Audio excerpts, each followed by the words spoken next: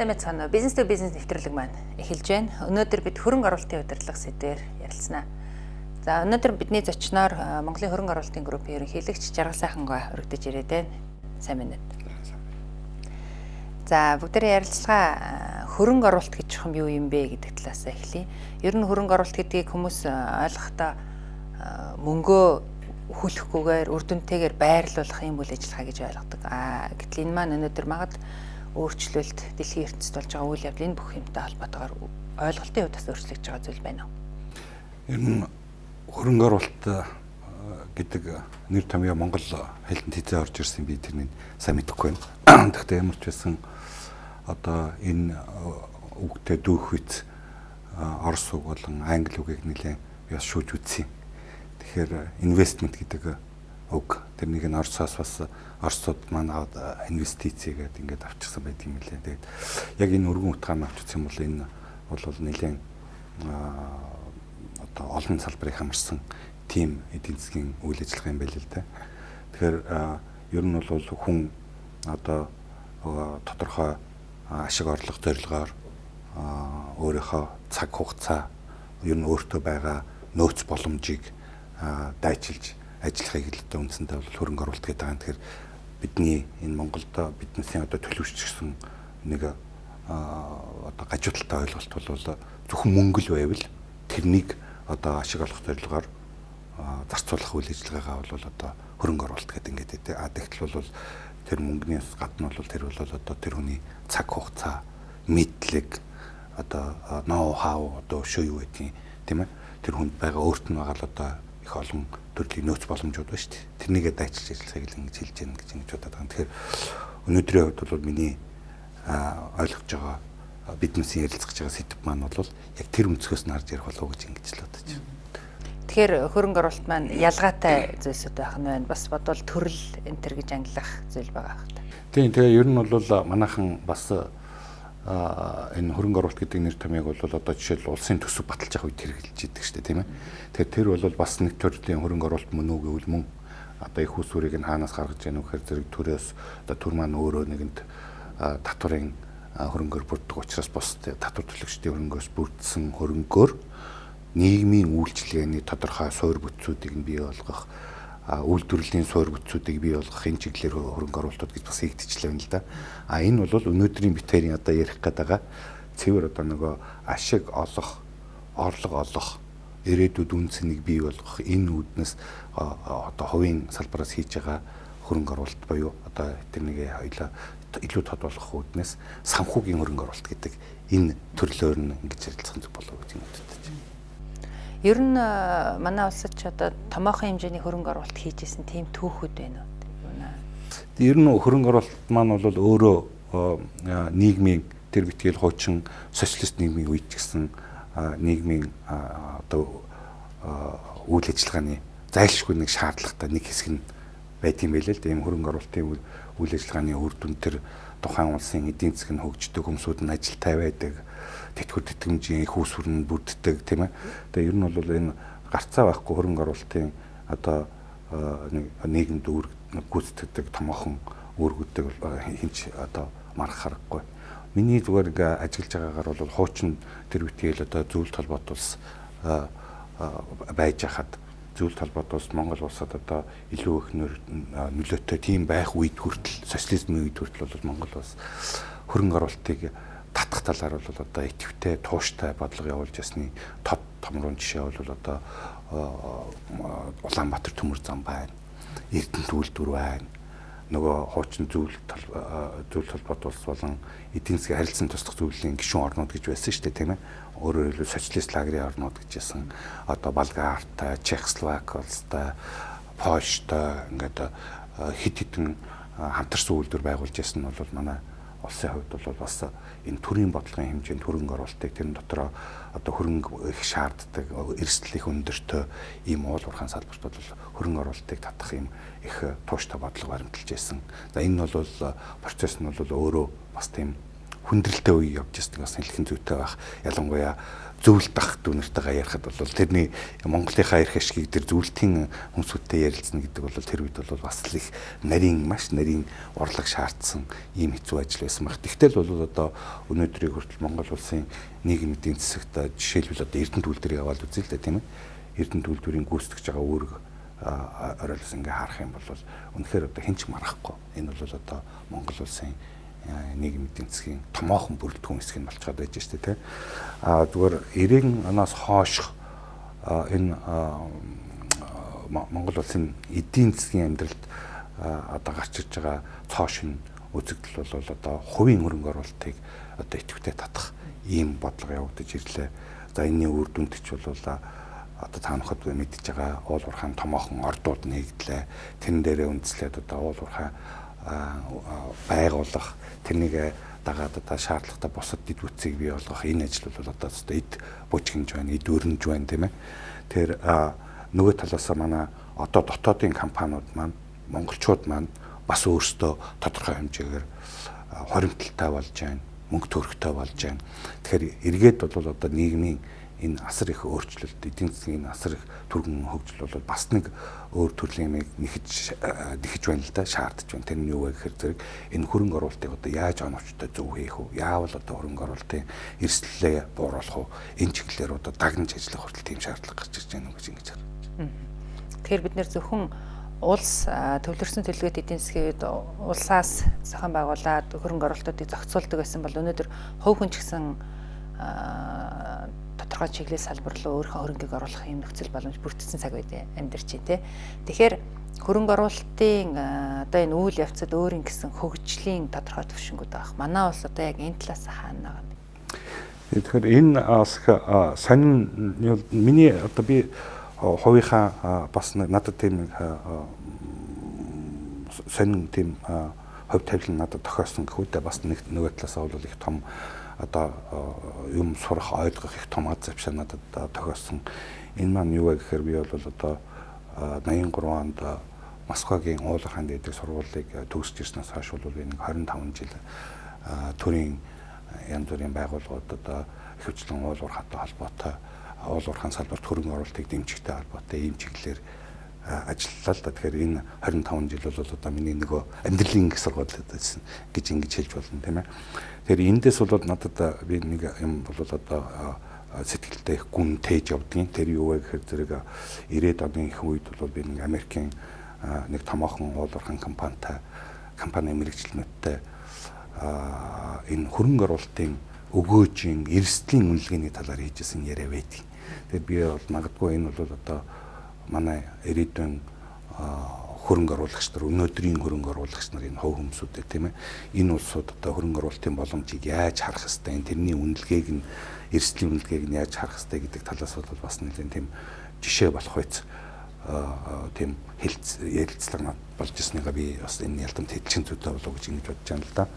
Тэгэхээр би бол тэр үед энэ Америкийн хөрөнгө оруулагч нартай нэг Монголд алтны уурхайд хамтарч хөрөнгө оруулалт хийх тэр үед ч юм бол одоо төрийг л төлөөлж ярьж байсан юм шүү дээ тийм ээ. Төр нь бол одоо Монголын талын оролцогч болоод ингээд Америкийн тэр компанитай хамтарч уулуурхай үйлдвэр байгуулах тухай асуудал ярьж байгаа. Тэд бол одоо төслийн өгөөжөнд тавьдаг шаардлага нь их өндөр тавьж ирсэн л да. Жишээлбэл одоо би асуусан. За танаас одоо энэ төслийн өгөөж нь хэдэн хувь байвал хамгийн багаар бодоход хэдэн хувь байвал одоо танаас энэ шиг хөрөнгө оруулалт хийх вэ гэхээр тэгэхээр 15-аас 18% хооронд байх юм бол бид нас одоо энэ төсөл рүү хөрөнгө оруулалт хийнэ гэж байгаа байхгүй. Тэгэхээр би дөрүүлээд асууж байгаа байхгүй. За та энэ чи яагаад танаас 15-18 гэж яриад байгаа. Америкт бол танаас нэг 7%, 8% бол одоо ийм хангалттай өндөр байдаг шүү дээ. Тэгэхээр одоо тэднээс яг номины бүтэн нэрээр дуудах 60%. Би сонсч би тайлбарлаахыг гээд тайлбарлаж байгаа. Тэгэхээр тэднээс яаж энэний үндслээ цаана тайлбарлаж байгаа нөхөд за биднээс бол одоо Америкт ямар ч мөнгөтэй хүн байсан одоо цаг зав илдвэр юм зарцуулахгүйгээр ямар ч эрсдэлгүйгээр мөнгө байршуулад өгөөж олоод авах нэг цорын одоо нэг их том боломжтой. Тэр нь бол одоо Америкийн засгийн газрын эсвэл Америкийн нөөцийн банк одоо нэг резерв банк гэдэг тэрний гаргаж байгаа бондыг авах юм бол тэрэн дээр бол одоо ямар ч эрсдэл байхгүй. Ямар ч одоо тэрэн дээр зүгээр банк худалдаж авлаа Америкийн засгийн газраас буцаад мөнгө авчдаг юм. Тэр үед бол одоо миний тэр 90-ад оны их үед бол Америкийн засгийн газрын бондын одоо өгөөж нь бол нэг 5-6% байсан. Тэгэхээр би бол Америкт мөнгө хийсэн бол би энэ 5-6% бол зүгээр ямар ч зовлонгүйгээр аваад авч. Тэгэхээр Америкийн засгийн газрын бондыг авахгүйгээр илүү энэс илүү хөрөнгө өгөөчтэй юм руу байршуулна гэвэл би өөрөө цагаа зарцуулна, илүү эрсдэл хүлээн тийм ээ. Энэтэй холбоотойгоор биднээс бол одоо энэ 3%-ийг бол энэ бондыг худалдаж авснараа олж болох өгөөчдөр 3%-ийг нөөц болгож нэмж авч байгаа. Өөрөөр хэлбэл одоо аж ахуйн өөр бусад салбар руу 3% нэмж хийж штэ тийм ээ. Тэгээд ингээ 9 гэдэг тоо гаргаад ирж байгаа. Тэ 6 дээрээ 3% тий. Тэгснэ дараа нь ингэж байгаа. За биднээс Америкаас гадаадд одоо ялангуяа одоо нөгөө эрх зүйн орчин элдв юм юм тогтворж байгаагүй байгаа Монгол улсад одоо хөрөнгө оруулалт хийж байгаа учраас Монголтой холбоотой одоо эрсдэл байна. Тэгээд нэг өдөр сэрхэддэг хууль нь өөрчлөгддөг, нэг өдөр сэрхэддэг нэг шинэ татвартай болцдог ч гэдэг юм уу тийм ээ. Эсвэл одоо нөгөө хятадтайгаа муутгаар зэрэг нөгөөдөл нь төмөр замаа хаачдаг ч гэдэг юм уу. Ингээд их том өргөн утгаар Монголыг харж штэ тий. Зүгээр тэр төслийг харахгүйгээр Монголд үйл ажиллагаа явуулж байгаатай холбоотойгоор ямар эрсдэл байна үгүй. Тэрнийг ингээд 3% ингээд багтаагаад ингээд нөгөө түрүүний 6 дээр 3-ыг нэмээд дахиад 3-ыг нэмэхээр 12 болоод ингээд явчихж байгаа юм тий. Тэгснэ энэний дараа за одоо энэ төслийг хэрэгжүүлэхэд янз бүрийн үйл ажиллагааны холбоотойгоор одоо мэргэжлийн ажилтай хүн олдох уугүй юу гэдэг юм уу тийм ээ. Ажилтнуудынхаа цалин хөлсийг биднээс зөв өгч чадах уугүй юу гэдэг юм. За эсвэл одоо технологийн янз бүрийн уучлан хараагүй юм байна. Байгаль цагаагаарын одоо эрсдлүүд энийг үндэсэх юм бол ингээд дахиад 5-ыг нэмчихэж байгаа. Тийм ээ.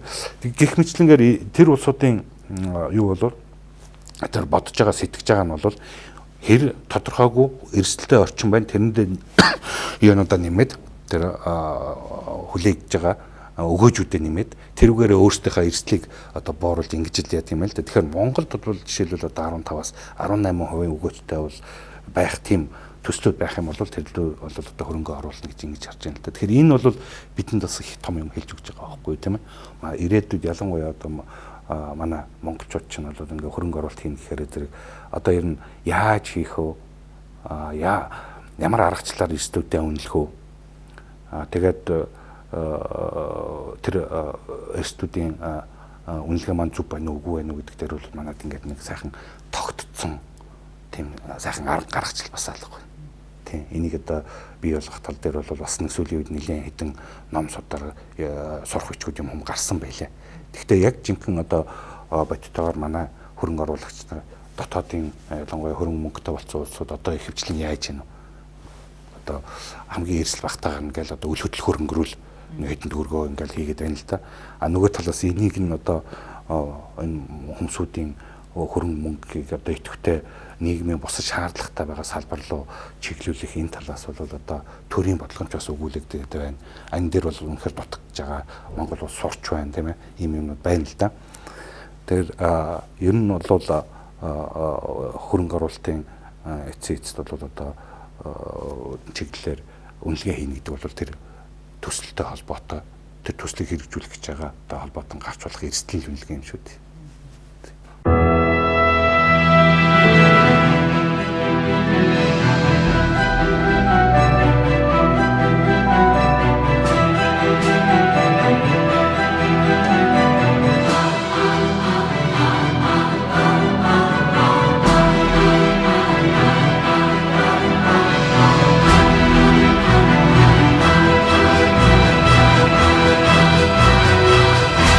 Is the home of the Mont Blanc manufacturer.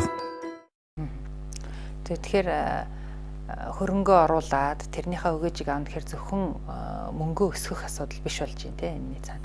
Тэгэхээр саяын таны ярьсан одоо Монгол улсын томоохон хөрөнгө оруулалт татах хийсэн үйл ажиллагаа тэрний явцад болж исэн ярилцлагаас харахад тэрэнд нэг оролцогч талууд бас байгаад байна те. Тэр хөрөнгө оруулалтын үйл ажиллагааг явуулахад оролцогч талууд эсвэл хөрөнгөө өгч байгаа хүн тэрнийг нь бодит ажил болгох хүн ч гэдэг юм уу тэрнийг нь аваад явах багч гэдэг юм оролцогч талуудын талаар ямар ер нь биднес манай групп бол 2007 оноос хөрөнгө оруулалтын чиглэлээр тусгайлсан нэгж компани байгуулаад тэрүүгээрээ бас хэд хэдэн төсөлд хөрөнгө оруулалт хийж үзлээ. Тэр хөрөнгө оруулалтын процесс маань өөрөө шийдвэр гаргах одоо хөрөнгө оруулалтын төслөө үнэлэхээс ахуулаад тэгээд тэр төсөл маань нялх няраа үед нэг жоохон хөл дээр нь зогсоох одоо өөрөөр хэлбэл одоо нялх үед нь бойжуулах тэр процесс чинь яг л адилхан шүү дээ. Одоо хүний хүүхэд өсөж байгаатай адилхан тэр бизнес чинь дөнгөж алхаа юун дээр хөлд орж явах үед нь одоо төшиг тулах хэрэгтэй тийм ээ. Нөгөө талаасаа бол бас гарч болзошгүй элдв юунаас хөндөрлүүдээс урьдчилан сэргийлэх бүх талын юмнуудыг авах хэрэгтэй байна тийм.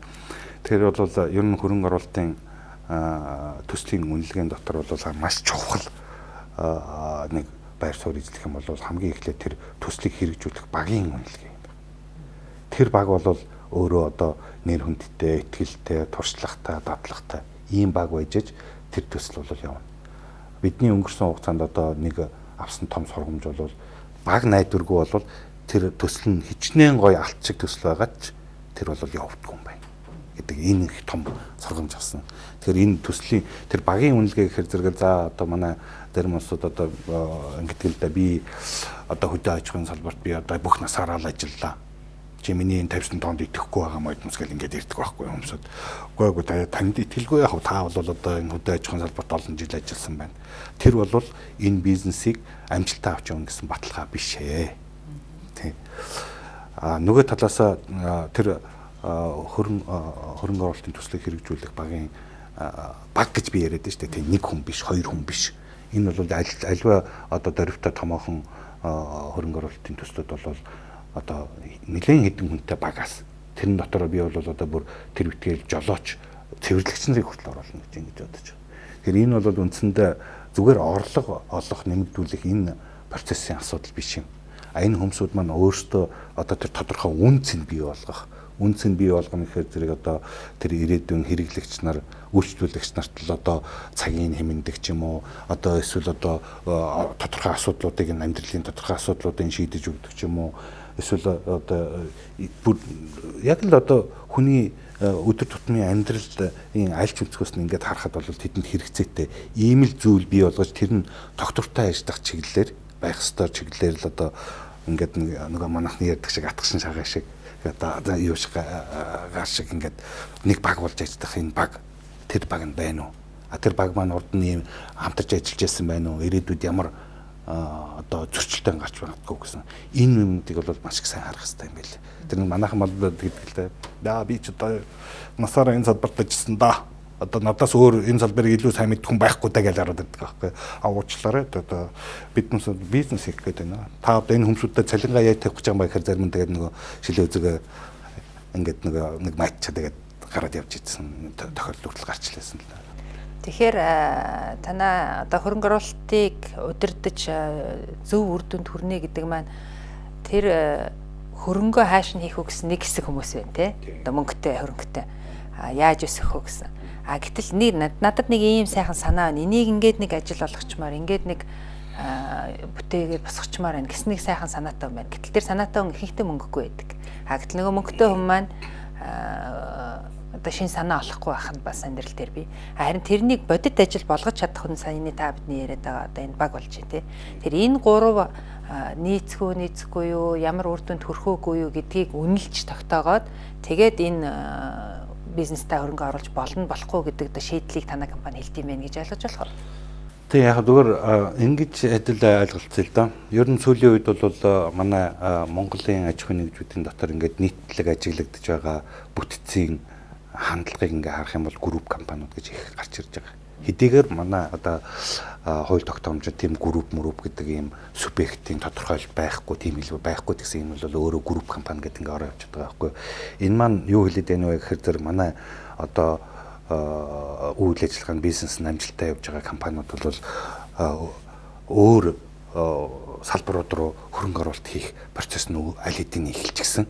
Тэгээд одоо MCC ч яваад үздэг ч юм уу, эсвэл одоо нөгөө ер нь их олон компани шүү дээ, дандаа групп гэдэг юм ингээ орц. Тэгэл дандаа ингээ Newcom-ыг ингээл харахад чинь бол одоо салхин цахилгаан станц ч гэдэг юм уу те. Энэ маань юу хэлээд байна вэ гэхээр зэрэг тэнд бол одоо хөрөнгө оруулалтын тийм тусгайлсан багууд аль хэдийн бий болоод эхэлчихэж. Ялангуяа тэр холдинг компанийнхаа хэмжээнд тэр тий. Тэнд бол алдаж амж байгаа юмнууд бол их л байгаад байгаа тий. Нөгөө талаас харах юм бол одоо ялангуяа барууны зах зээлийн эдийн засгийн өндөр хөгжилтэй болсон орнуудад бол ингээл одоо интернетээр ингээ хаагаад харсан ч гэсэн тэр ер нь бол одоо хөрөнгө оруулалтын сан гэдэг юм уу, тэтгэврийн сан ч гэдэг юм уу те, эсвэл hedge fund ч гэдэг юм уу, ингээд олон төрлийн сангууд бий болчихж. Энэ маань юу хэлээд байна вэ гэхээр тэр орнуудад бол хөрөнгө оруулалтын үйлчлэгээ бол өөрөө бие даасан том салбар үйлчлэгээ болчихсон байгаа даа. Ухаандаа бол хүн заавал өөрөө хөрөнгө оруулалтаа хийнгээл ингээл одоо тэрэн дээр цаг заваа зараал, нэрвэ бараал ингээд явах биш. Төрөлдсөн тэр чиглэлээр төрөлдсөн байгууллагууд руу нөгөө юугаа мөнгө төгрөгөө яагаад хариуцуулаад тэнд бол мэдээж яриг одоо тэрнийг зохицуулсан маш том юуны эрх зүйн том зохицуулт байх хэвээр, нарийн хууль байх хэвээр. Манайх ч одоо ингээд нөгөө сая юу л гэдэг нөгөө үнэ цаасны хууль гэдэг одоо нөгөө Лондонгийн хөрөнгийн биржээс биржийн багийнхантай хамтраад тийм хуулийн төсөл оруулаа ирлээ гэсэн тэр чиглэл рүү бол бас юм явагдаж байна л да, хийгдэж байна те.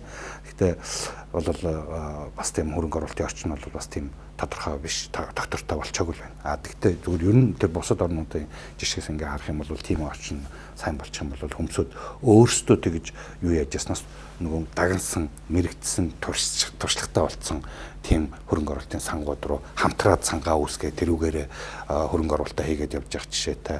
Эсвэл одоо өөрсдөө ерөөсөө нөгөө тэр мэрэгдсэн байгууллагуудад нөгөө asset management гэдэг юм уу те, хөрөнгөө хариуцуулаад даатгуулаад тэгээд тэр улсуудаар нөгөө өгөөчтэй салбарууд руу хөрөнгө оруулалт хийх процесс нь явж байгаа байхгүй. Тэр энэ чиглэлийн үйлчилгээний эхийг бол манай группийн одоо тэр хөрөнгө оруулалтын юу яасан үйлчлэгийг эхлүүлсэн NVC гэдэг компани бол энэ чиглэлээрээ бол одоо би Монголд бол нэлээд тэргүүлэх болцсон болов гэж ингэж л бодож байгаа.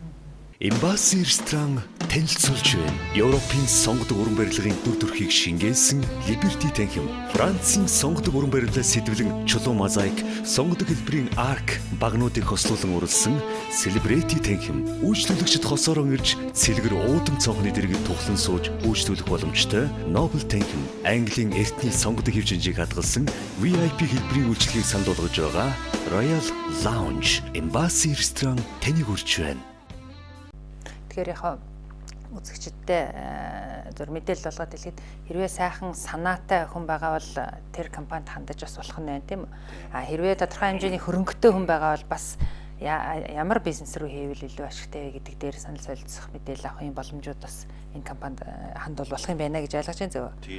Ер нь 2007 онд манай анхныхаа хөрөнгө оруулалтын төслийн тухай саналыг авснаас хойш бол одоо миний багтаагаар бол 200 гаруй лавл янз бүрийн одоо яг төсөл гэж хэлэхээс илүү гоё санаатай тийм бизнесийн санаа гэдэг чтэй тийм улсууд бол баг 200 гаруй хүн ирсэн баг. Тэрнээс нь дараагийн шатанд нь юу наривчлсан хэмжээнд одоо судалгаа хийх хийсэн төсөл нь лав нэг 30-40 орчим болсон баг. Тэрнээс яг хөрөнгө оруулалт хийсэн нь бол биднес нэг 4 тийм болсон тий. Тэгэхээр энэ процесс маань бол өөрөө бас их одоо Монголда бол шинэлэг бөгөөд бидний хувьд бол бас алдаж үзлээ. Тий алдаж үзлээ. Бас онж үзлээ. Тэгэхээр энэ дээр бол тэр талхид бол бидний хувьд бол бас уг нь бэлтгэлээ нэлээд сайн базааж хийж байгаа. За одоо хүнээс ингээд хөрөнгө оруулалтын төсөл ирэхээр зэрэг биднес ийм чиглэлээр үнэлгээг хийн, энийг нь одоо ингэж үнэлнэ гэдэг шийдвэрүүдийг ингэж гарна гээл одоо нөгөө магадлалын шинжилгээг ингэж хийн гэдэг журмаа хүртэл гаргаад үзсэн. Тэгээд яг энэ журм маань бол мэдээж хэрэг бас төгс төгөлдөр болоогүй одоо 3 дахь одоо тэр үндсэн өөрчлөлтүүд орж ийн л да тэр журмд маань тий. Тэгээд эндээс зүгээр би нэг ганцхан хүмүүсүүдэд хүрх эзэн ганц тоо хэлэхэд дундаж одоо нэг манайхан бол нэг техник эдийн засгийн үндэслэлч гэдэг юм уу бизнесийн план төлөвлөгөө гэдэг нэг бариад хүргэдэг. Тэгэхээр за энийг чинь одоо биднес нэг сайн магадлж үзсэндээ гэхээр тэр миний төрөний хэлдэг шиг би ер нь энэ салбарт 20 жил ажилласан 30 жил тавьсан чи миний тавьсан тоонд итгэхгүй байгаа моднос гээл тэгээд хэлдэг байхгүй. Ер нь бол дунджаар нэг техник эдийн засгийн үндэслэл эсвэл одоо тийм бизнесийн төлөвлөгөө гэж нэрлэгдсэн бичиг баримтад бол нэг 2000-аас 2500 орчим тоо орсон байдаг.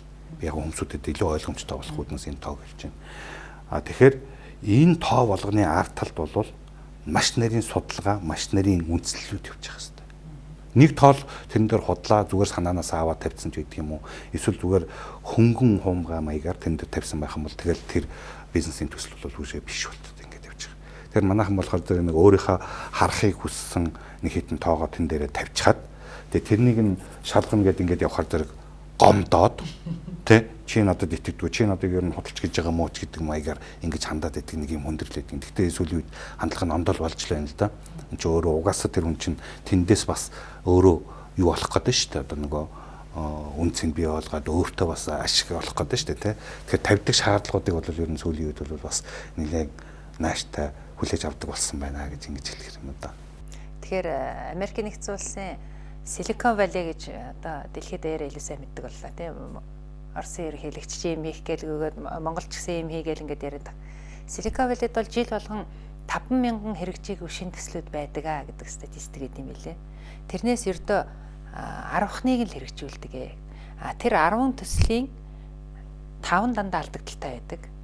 Үлдсэн 5-ын 3 нь нэг балансалдаг, 2 нь нэг анх оруулсан хөрөнгөө бол хэд дахин бүр нугалдаг ийм статистик гэдэг юм билээ. Тэгэхээр тэр 50000 төслөөс зөвхөн 10 гэж бодоход та бүхэн байгууллагчнаас хойш нэг 200 гаруй төслөөс 4-5-ыг хэрэгжүүлсэн гэдэг маань бас амжилттай явж байгаа юм байна гэж ойлгож болохоор байна тий.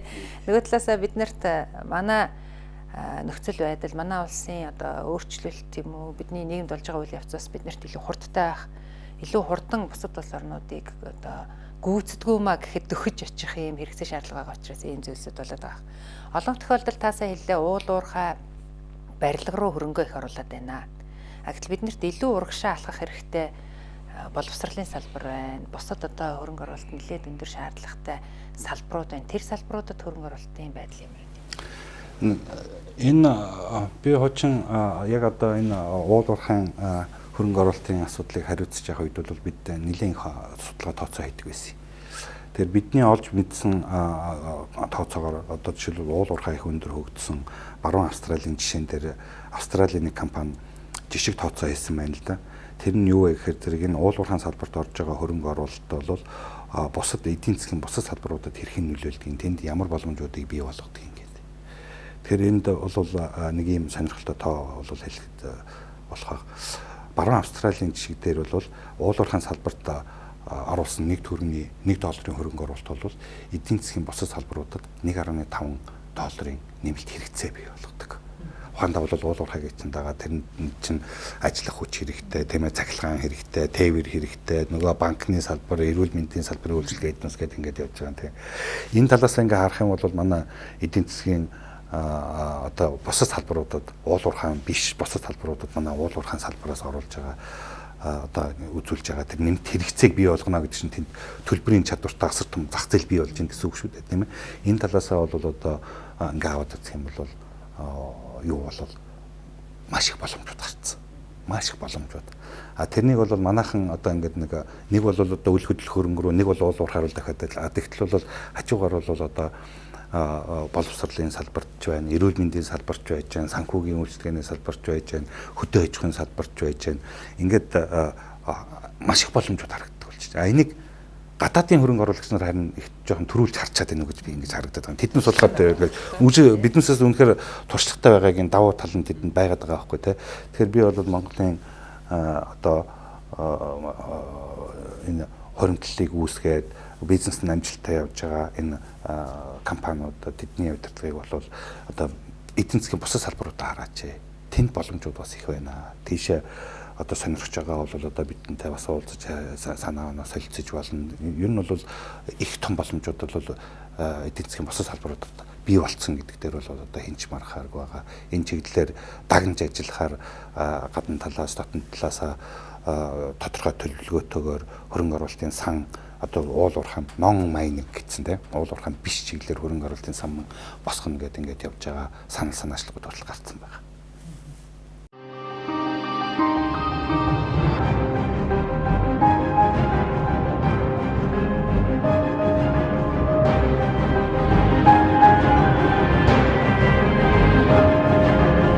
Таны амжилтын хөтөч Монблан.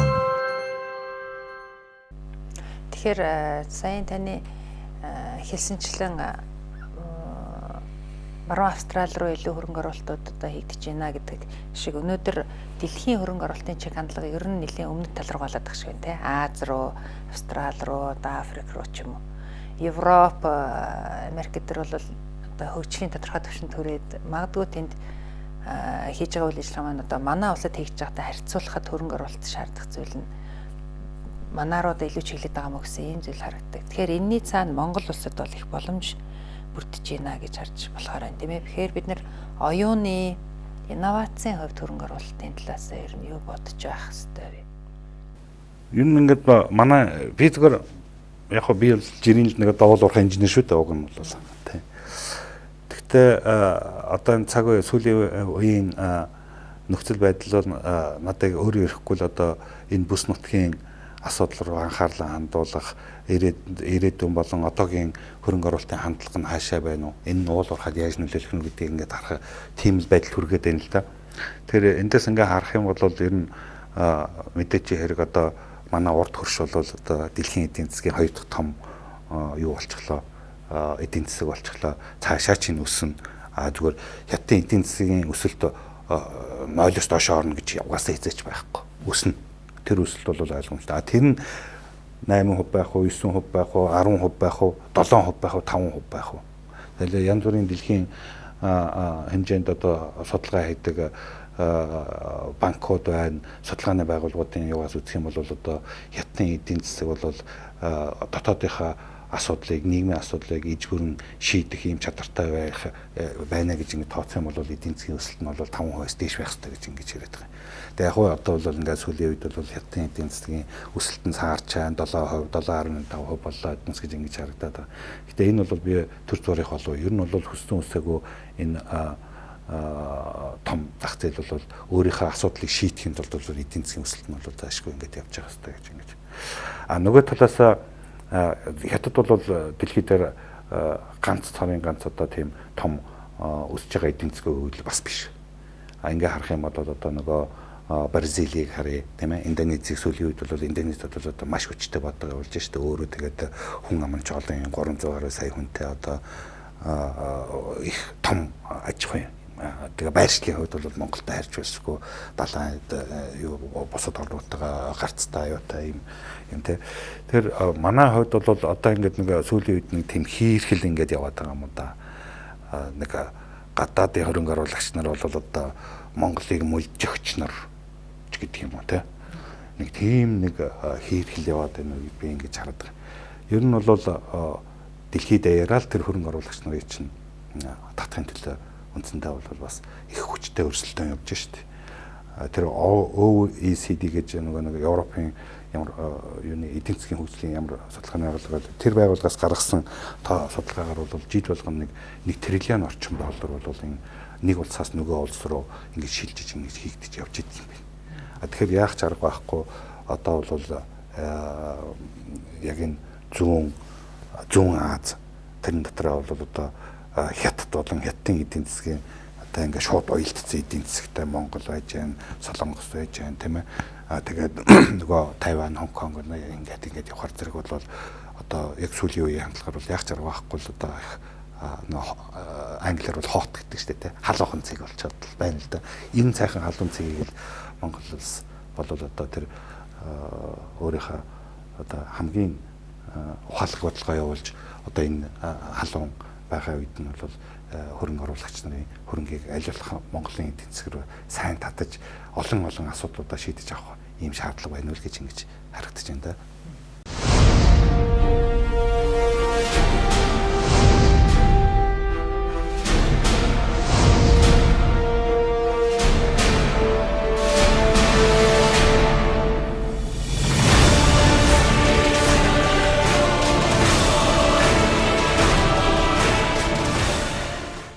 Тэгэхээр бид нэр гадны хөрөнгө оруулагчдыг эднэр одоо мөнгө авцраад юм хийчихэд хамаг юм энэ хамаа даваа явах гээд байна гэж харахаасаа илүү саяын таны ярьсан жишээгээр бол ердөө 12-аас 18% л шаардлага тавьдаг юм байна тийм ээ одоо магадгүй өгөөжийн хувьд. Тэгэхээр тэд нартай илүү яаж хамтарч, тэднэрээс илүү яаж сурч ээж эргээд эндээ юу үлдээх вэ гэдэг рүү илүү хол харж бодож хамтруулаад улс оронд маань бас үр дүн бэлтгэх байхаа гэсэн ийм санааг хэлж болохоор байна. За ингээ манай нэвтрүүлгийн цаг төгсөж байна. Танд сүүлийн асуултыг үлдээ үзэгчдэд маань ер нь хөрөнгөтэй хүнд эсвэл санаатай хүнд бас түүнийг бодит ажил болгож чадах багтай хүнд хандаж хөрөнгө оруулалтын удирдлагын талаас эцэст нь базаж хэлвэл юу хэлж байгаа юм? Ер нь одоо Монгол улсыг нэгэн хэсэг бол зөвхөн уул уурхаагаар төсөөлж исэн гадаадын ялангуяа томоохон хөрөнгө оруулагч нар санхүүгийн байгууллагууд эднээс би яг өөрийн хариуцж байгаа ажил гүйцэтгэж байгаа өөргийнхаа дагуу бол өс үсээгөө би гадна ертөнцид харьцаж байна л да. Тэгэхээр эндээс бол юу одоо нэг хэсэг бол одоо нэг Майнгол яач хитнус гэж ингээл нэг цоллоод ингээд нэг үзчихлээсэн. Тэгтэл бол сүүлийн үеийн ялангуяа сүүлийн нэг 2 жилийн юунд бол хугацаанд бол гадаадын томоохон ажил хэрэгч хүмүүсийн дунд бол Монголын боломжийг илүү олон үнцгээс хардаг болсон ийм хандлага ажиглагдаж байна шүү. Тэр нь ялангуяа одоо сэргээгдэх эрчим хүч байна. Газар тариалан тэрэн дотроо хүнсний үйлдвэрлэл, тэрэн дотроо махны үйлдвэрлэл тийм ээ. Энэ үгээр байна. За тэгээд нэг хөлөмжийн аж ахуй болон бусад одоо тэний дагалдах их томоохон бизнесийн чиглэлүүд байна. Биднээс болохоор зэрэг хуучин одоо социализмын үеийн биднесийн уламжилж ирсэн нэг том алдаатай нэг менталитет гэхүүд энэ бодлоо бол хөрөнгө оруулалт ихээр зэрэг нэг үйлдвэр байгуулж ижил нэг юмдаг ашиг олох юм шиг байдаг.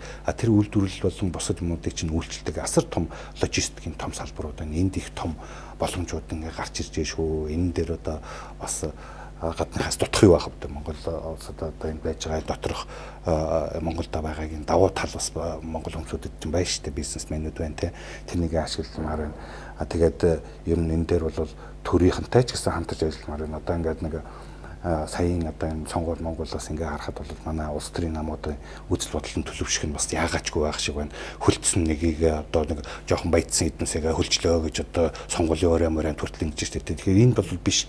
Энэ хөрөнгө оруулагч нар энэ улсууд бол нийгмийн тэр тусмаа зах зээлийн эдийн засгийн нийгмийн томоохон хөдөлгөх хүчин. Энэ улсуудыг бол дэмжиж өгөх хэрэгтэй байгаа байхгүй. Одоо хөлдсөн яасан баяцнаар нь одоо муудаж туулж ахын хооронд бол дэмжиж өгмөр байгаа. Дэмжижээж энэ улсууд ч юм бол Монголын нийгмийн тодорхой нэг хэсэг юм тийм ээ. Энэ дээр бол төл засагтай хамтарч ажиллах хийх юм бол асар их байна да. Тэгээд боломж маань их байна. Энэ боломж дээр хамтарч ажиллахад бид бэлэн байна л гэж хэлмээр байна та. За баярлалаа. Ингээд бид хөрөнгө оруулалтын удирдлага сэдвээр ярилцлаа. Манай өнөөдрийн ярилцлагад сонирхолтой сайхан ярилцсан Монголын хөрөнгө оруулалтын группийн ерөнхийлөгч Жаргал Сархангаа танд их баярлалаа. Дараагийн нэвтрүүлгээр дахин уулзцгаая.